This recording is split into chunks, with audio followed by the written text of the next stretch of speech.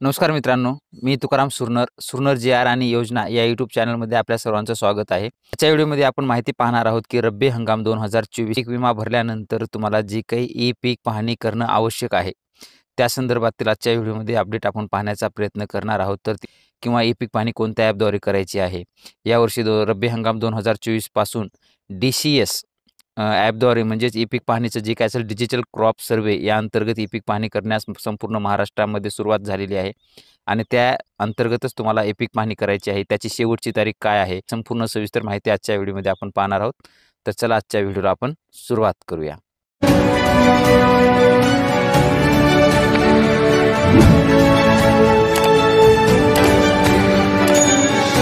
संपूर्ण राज्यात रब्बी हंगाम 2024 पासून ई-पीक पाहणी डिजिटल क्रॉप सर्व्हे म्हणजेच DCS मोबाईल ॲपद्वारे सुरू करण्यात आलेली आहे.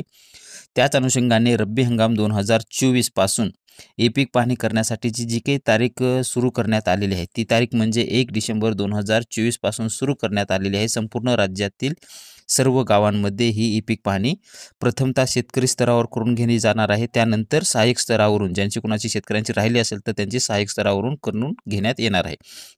शेतकरी स्तरावर याची तारीख आहे 1 डिसेंबर 2024 पासून ते 15 जानेवारी 2024 पर्यंत आणि सहाय्यक स्तरावर आहे 16 जानेवारी 2025 ते 28 फेब्रुवारी 2025 पर्यंत. या कालावधीमध्ये सर्व शेतकऱ्यांनी आपली ई-पीक पाहणी करून घ्यायची आहे.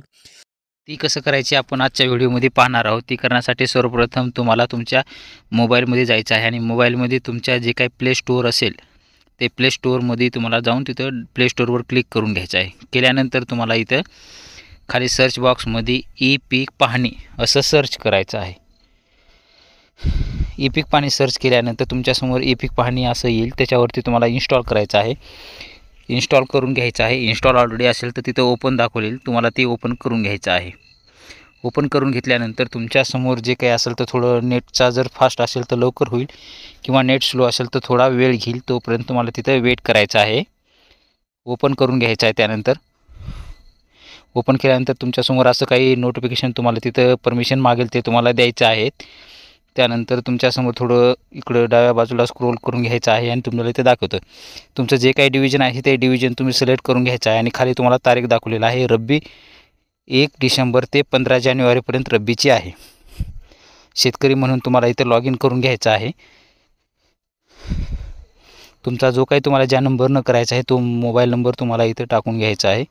मोबाईल नंबर जो काय असेल तर तुमचा मोबाईल नंबर टाकून तुम्हाला पुढे जावरती क्लिक करायचं आहे. केल्यानंतर थोडं लोड घेईल. ऑलरेडी तुमचं जर इथं नाव ऑलरेडी ह्याच्या अगोदर जर तुम्ही केलेली असेल तर तुमच्यासमोर इथं नाव दाखवले जातील. तुमचं जे काही नाव असेल तुम्ही कोणत्या शेतकऱ्याची केली ते सर्व इथं नाव दाखवत आहे. त्याच्यामध्ये तुमचं नाव असेल तर तुमचं नाव इथे तुम्हाला घ्यायचं आहे आणि सांकेतांक माहिती नसेल तर सांकेतांक विसरावर तुम्हाला तिथं क्लिक करून घ्यायचा आहे. म्हणजे तुमचा सांकेतांक तिथं दाखवला जाईल. तो सांकेतांक तुम्हाला तिथे टाकून घ्यायचा आहे किंवा जर ऑलरेडी नसेलच तर नवीन खातेदार नोंदणीवरती क्लिक करून घ्यायचं आहे. क्लिक केल्यानंतर तुमच्यासमोर खाली जिल्हा जे असेल ते सिलेक्ट करून घ्यायचं आहे. त्यानंतर तालुका आणि त्यानंतर तुमचं जे काही गाव असेल ते गाव तुम्हाला इथं सिलेक्ट करून घ्यायचं आहे. सिलेक्ट करून घेतल्यानंतर तुम्हाला खाली इथं बाण दिसाय त्या बाणावरती क्लिक करून घ्यायचं आहे. त्यानंतर तुम्ही तुमच्या नावावरून किंवा मधल्या नावावरून किंवा आडनावावरून आणि तुमचा खाते क्रमांक असेल खाते क्रमांक किंवा गट क्रमांक असेल तर गट क्रमांक टाकून तुम्हाला इथं सर्च करायचं आहे. सर्च केल्यानंतर तुम्हाला खाली ड्रॉप ह्याच्यामध्ये तुम्हाला जे काही तुमच्या त्या गटामध्ये जेवढी नावं असतील ते नावं दाखवले जातील. त्याच्यातून जे काही तुमचं नाव आहे ते सिलेक्ट करून तुम्हाला त्या बाणावरती क्लिक करायचं आहे. केल्यानंतर तुम्हाला इथं तुमचा परत एकदा क्लिक करून घ्यायचा आहे. तुमचा आठवण नंबर दाखवला जाईल इथं ते बरोबर आहे का ते 196. त्यानंतर तुमची आधीच नोंदणी झालेली आहे हे दाखवलं जाईल. त्यानंतर तुम्हाला पुढे वरती क्लिक करून घ्यायचं आहे कारण की ऑलरेडी आपली नोंदणी झालेली आहे. आपण तुम्हाला एक्झाम्पलसाठी ते पाहण्यासाठी आपण परत नोंदणी केलेली होती. परत एक तुम्हाला तिथे विचारलं जाईल तुमची नोंदणी अगोदरच झालेली आहे, तुम्हाला पुढे जायचे आहे का, तर तिथं आपल्याला होय म्हणून क्लिक करून घ्यायचं आहे त्यावरती. त्यानंतर तुम्हाला इथं असं दाखवलं जाईल आता पहिलीच्या पूर्वीचं त्या बॉक्समधून निवडामधून आपलं नाव निवडून घ्यायचं आहे. आपल्याला सर्वप्रथम आपण इथं नाव निवडून घेणार आहोत. आपलं जे काही नाव आहे ते नाव इथं आपण सिलेक्ट करून घेणार आहोत.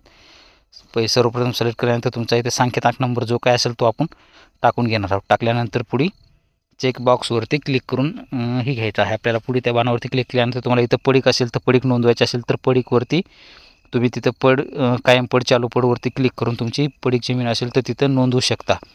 त्यावरती कसं नोंदवायचं, त्यावरती क्लिक करून जी माहिती दिलेली आहे तुम्ही ते माहिती भरू शकता आणि तुमची पड तिथं केली जाईल. त्यानंतर जर तुमच्या बांधावर झाडे असतील तर बांधावरचे झाडे जे काय असतील ते तुम्हाला इथे सर्व टाकून माहिती घ्यायची आहे आणि त्या पद्धतीनं तुमचे जे झाडं असतील ते झाडं तुम्हाला इथं सिलेक्ट करून घ्यायचे आहे. त्याच्यामध्ये तुमचा खाते क्रमांक असेल, गट क्रमांक आणि जे काही तुमचं आंबा असेल ते त्याचं नाव टाकून घ्यायचं आहे तिथं जे सरमजून आणि किती आंब्याचे झाडं आहेत ते तुम्हाला तिथं टाकायचं आहे. आमच्याकडे इथं 7 आहेत म्हणून आम्ही 7 टाकून इथं 2 फोटो घ्यायचे आहेत तुम्हाला त्या आंब्याच्या. ते 2 फोटो तुम्हाला काढून घ्यायचे आहेत.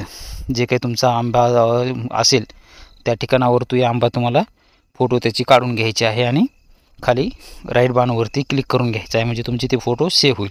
परत तुम्हाला इथं दुसरी एक फोटो दाखवलेली आहे, ती फोटो पण तिथं त्याच ह्याच्यामध्ये 2 फोटो तिथं काढून टाकायचे आहेत म्हणजे झाडाच्याच. ते आपण परत आंब्याची एक फोटो घेणार आहोत. आंब्याचे फोटो काढून परत त्यावरती खाली जे बाण असेल त्या बाणावरती म्हणजे राईट चिन्हावरती आपल्याला क्लिक करून घ्यायचं आहे म्हणजे आपले ते फोटो सेव्ह होईल.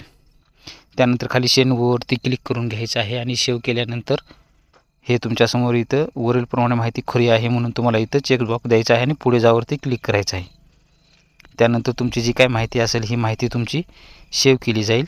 त्यानंतर तुमच्यावरती आणखी दुसरे वेगवेगळ्या प्रकारचे जे झाडं असतील तर ते तुम्हाला झाडाची नोंद जर करायची असेल तर तुम्ही हेच आता आपण ज्या पद्धतीनं केलेलो आहेत सर्व माहिती टाकून तुमचं जे झाडं असेल, आपण आता जांभूळ आहे, जांभूळ केलेलं आहे, आपल्याकडे चिकू पण आहे म्हणून आपण चिकाची सुद्धा इथं नोंद करत आहोत. अशा पद्धतीनं आपण आपल्याकडे जे काही झाडं होते त्यांची नोंद केलेली आहे. आता आपण ई पीक पाहणी कशी करायची त्या संदर्भात सविस्तर पुढे पाहणार आहोत. त्यानंतर तुम्ही इथं पाहू शकता हे आपली झालेली आहे. त्यानंतर पीक माहिती नोंदवावरती क्लिक करून घ्यायचं आहे तुम्हाला. इकडे क्लिक केल्यानंतर इथं तुमच्यासमोर माहिती विचारली जाईल.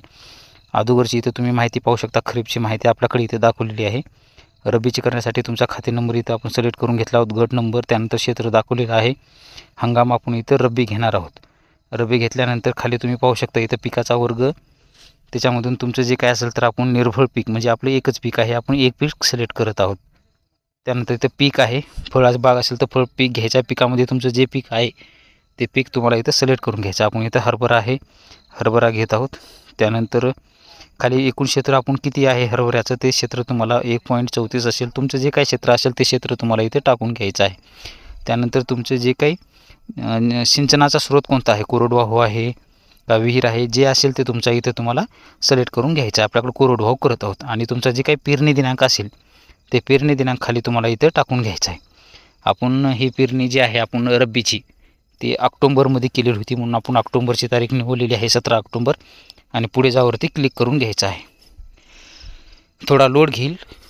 लोड घेतल्यानंतर आपण डायरेक्टली 209 ह्या गटामध्ये आलेलो आहोत. इथं पाहू शकता बाजूला इथं आपण जे काही नकाशाचं चिन्ह आहे हा 200 पिवळा गट नंबर 209 आहे आणि बाकीचं चिन्ह नकाशाचं आपण गटात आहोत हे दाखवत आहे. आपण ह्याच्या अगोदर एक केलं होतं की आपण घरी बसून करण्याचा प्रयत्न केला होता, ते कसं दाखवतं त्यावेळेस आपण थोडक्यात पाहणार आहोत. हे बघा हे 209 आपण घरी बसून करत आहोत.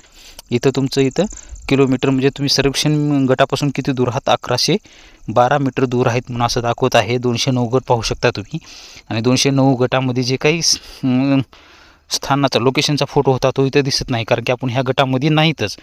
तर आपण असा सध्या कुठं आहोत हे जर पाहायचं झालं तर आपण इथं पाहू शकताय ह्या 209 गटाच्या बाजूनं एक निळ्या रंगाची बघा, जरी आपण सबमिट करायचा प्रयत्न केला तरीसुद्धा ते सबमिट होत नाही कारण की तुम्ही गटातमध्ये नाही आहेत. तर आपण कुठं आहोत सध्या, आपण घरी बसून करत आहोत. ह्या 209च्या बाजूला एक निळ्या रंगाची जी तुम्हाला लाईन दिसत आहे ते लाईन आपलं लोकेशन दाखवत आहे की आपण कोण्या ठिकाणी. आपण बघा हे बघा आपण गावात आहोत, गावात बसून ई पीक पाणी करण्याचा प्रयत्न करत होतो. ह्या लोकेशनवरती आपण इथं आहोत म्हणून ते ई पीक पाणी सबमिटसुद्धा होत नाही. तुमचं लोकेशन अपडेट करा म्हणून इथं तुम्हाला दाखवलेलं आहे. अशा पद्धतीनं आपण घरी बसून प्रयत्न केला पण होत नाही. तर तुम्हाला आपण सध्या आता हे लोकेशन इथं चालवलं आहोत. त्यानंतर तुम्हाला 2 तुमच्या पिकाच्या फोटो घ्यायचे आहेत. जे काही तुमचं हरभरा असेल हरभरा, ज्वारी असेल ज्वारीला, गहू असेल गहू. आपल्याकडे हरभरा आहे म्हणून आपण हरभऱ्याच्या 2 फोटो घेणार आहोत. इथं 2 फोटो सेव्ह केल्यानंतर तुम्हाला इथं माहिती दाखवली जाईल ती तुम्हाला सबमिट करून घ्यायचं आहे. त्यानंतर तुमचं हरभऱ्याचे 2 फोटो घेऊन सबमिट करायचं आहे. इथं माहिती तुम्हाला इथं संपूर्ण दाखवली जाईल. इथं पाहू शकता तुम्ही जे काही तुमची तारीख असेल, गट नंबर काय आहे, खाते नंबर, एकूण क्षेत्र किती आहे, कोणतं पीक आहे निर्भर सर्व सविस्तर माहिती इथं दिलेली आहे. चेकबॉक्सवरती क्लिक करून पुढे जावरती क्लिक करून घ्यायचं आहे. त्यानंतर आपली ही सबमिट माहिती संपूर्ण जी काय पिकाची असेल माहिती ती सबमिट झालेली आहे. पीक माहितीवर पाहू शकता तुम्ही इथं की रब्बीची माहिती आपली जी काय असेल तर रब्बीची माहिती आपल्याकडे आलेली आहे. अशा पद्धतीनं ही ई पीक पाहणी आपली कंप्लीट झालेली आहे. तरी तुमची कुणाची राहिलेली असेल तर तारीख आहे 15 जानेवारी 2025 पर्यंत शेवटची तारीख आहे. त्याच्यानंतर सहाय्यक स्तरावर 16 जानेवारी ते 28 फेब्रुवारी 2025 पर्यंत आहे.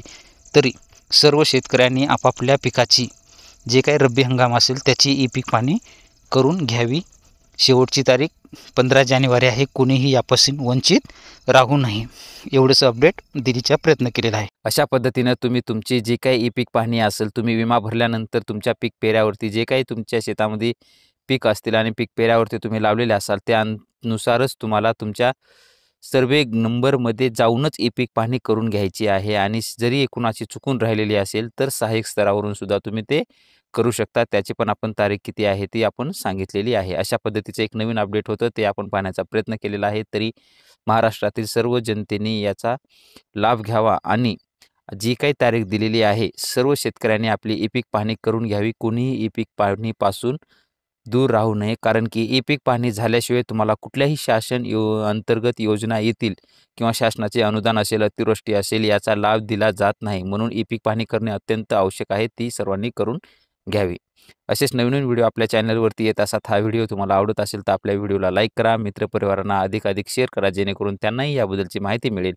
आणि तुम्ही जर या चॅनलवरती नवीन असाल तर आपल्या या चॅनलला सबस्क्राईब करून बाजूची बेल आयकॉन दाबायला मात्र विसरू नका, जेणेकरून व्हिडिओ अपलोड करताच माहिती तुमच्यापर्यंत पोहोचवली जाईल. भेटूया नवीन माहितीसह नवीन व्हिडिओमध्ये. धन्यवाद.